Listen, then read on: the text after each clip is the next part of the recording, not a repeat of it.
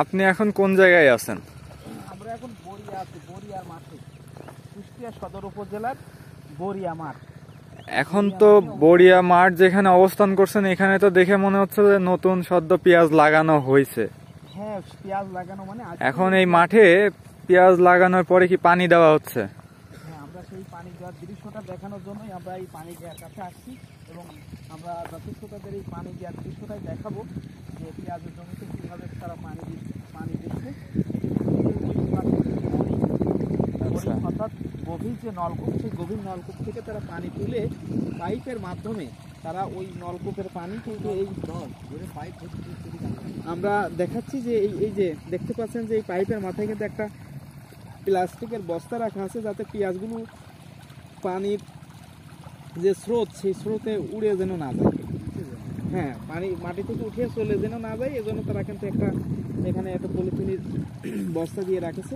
তারপরেও কিছু পেঁয়াজ উঠে গেছে, সেগুলো হয়তো পরবর্তীতে কৃষক ভাইরা আবার নতুন করে লাগিয়ে দেবে। এই পানি দেওয়ার উপকারিতাটা কি সেটা আপনাদের আমরা একটু অবগত করি। যে এখন যে পেঁয়াজ দেখতে পাচ্ছেন সদ্য, আজকে মনে হচ্ছে যেন এই পেঁয়াজগুলো লাগানো হয়েছে এবং লাগানোর পরে আজকে কিন্তু জমিতে পানি দেওয়া হচ্ছে। এই পানি দেওয়া হলে এই যতগুলো পেঁয়াজের চারা রোপণ করা হয়েছে জমির মধ্যে, একটি চারাও মারা যাবে না, প্রত্যেকটি চারাই বেঁচে যাবে। এই জন্যই কিন্তু কৃষক ভাইরা এই জমিতে পেঁয়াজ লাগানোর সাথে সাথে তারা কিন্তু পানি দিচ্ছে। পানি দেওয়ার সাথে সাথে পানির যে রসটা আছে, এই রস কিন্তু একটা চারাও কিন্তু পেঁয়াজের জমি থেকে মারা যাবে না, প্রত্যেকটা চারাই বেঁচে যাবে। এই জন্যই কিন্তু কৃষক ভাইরা প্রত্যেকটা জমিতেই আমরা দেখতে পাচ্ছি যে জমিতে পেঁয়াজ লাগানো হয়েছে সেই জমিতেই কিন্তু এরকম পানি ছাড়া। প্রাকৃতিক পানি তো দেওয়াই লাগবে, এখন অর্থাৎ তার যখন প্রাকৃতিক পানি ডাক চলে আসবে তখন তার কাছে পানি ফেলতেই হবে, কোনো না কোনো জমিনের মধ্যেই ফেলতে হবে। অর্থাৎ জমিনের যা কিছু আছে সবই তো প্রাকৃতির বাইরে তো কিছুই নয়।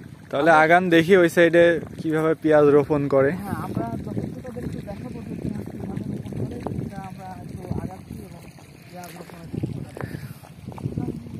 আমাদের সাথে আজকে আছে নতুন সদস্য শামিদ ভাই। ঘন ঘন লাগাই এই যে শামিদ ভাই, এদিকে একটু আপনার সাথে আমরা একটু সাক্ষাৎকার নিই। শিওর। এত তাড়াতাড়ি চলে গেলে তো সাক্ষাৎকার নিতে পারবো না। আমরা কৃষক ভাইদের সাথে তো কথা বলবোই, পাশাপাশি আপনার সাথেও একটা সাক্ষাৎকার হয়ে যাক। এই যে আপনি পেঁয়াজের মধ্যে যে পায়রা দেখছেন, দেখে আপনার অনুভূতিটা কি? পায়রা দেখে আপনার পায়রা শুধু উড়িয়ে যেতে মন করছে? খুবই সুন্দর অনুভূতি। দর্শক শ্রোতা শুনতে পাচ্ছেন যে শামিদ ভাইয়ের যে অনুভূতি, সে বলতে যদি উড়িয়ে যেতে পারতাম পায়রার মতো তাহলে খুবই ভালো হতো, কিন্তু তা কিন্তু সম্ভব হচ্ছে না। আমরা দেখুন এই যে একটা জমি, এই জমির পেঁয়াজ কিন্তু বেশ কয়েকদিন আগে লাগাইছে এবং পানির সেচ দেওয়ার পরে দেখতে পাচ্ছেন যে একটা চারাও কিন্তু মারা যায়নি, প্রত্যেকটি চারাই বেঁচে আছে। আমরা সেরকম একটি দৃশ্য আপনাদের দেখাচ্ছি। এরপরে কিন্তু ওই যে আঁকড়া আছে, আঁকড়া দিয়ে কিন্তু এই জমিগুলো কৃষক ভাইরা নাড়া দিয়ে দেবে, এরপরে কিন্তু জমিটা আরও সুন্দর হয়ে যাবে। আপনারা দেখছেন যে আমরা আসলে আছি পেঁয়াজের মাঠে, যেখানে পেঁয়াজ রোপণ করা হচ্ছে চারা থেকে। আসলে একটা গাছ থেকে একটা পেঁয়াজই হবে, আর আল্লাহ চাইলে অনেকগুলো হইতে পারে। তো এখানে পেঁয়াজের মাঠে আসলে পেঁয়াজই যে অলরেডি হয়ে গেছে।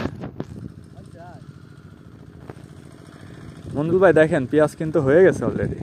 হ্যাঁ, পেঁয়াজের আসলে এই যে চারা, এই চারার গোড়াইতে বেশ পেঁয়াজ একটু স্বাস্থ্যবান হয়ে গেছে।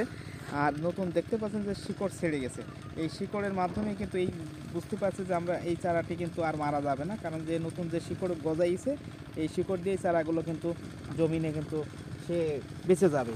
আমরা কিন্তু আবার তাকে সেই জায়গাতেই আবার রোপণ করে দিচ্ছি। এই যে এইভাবে আমরা রোপণ করে দিলাম জমিনের মধ্যে, এই চারাটি কিন্তু বেঁচে যাবে।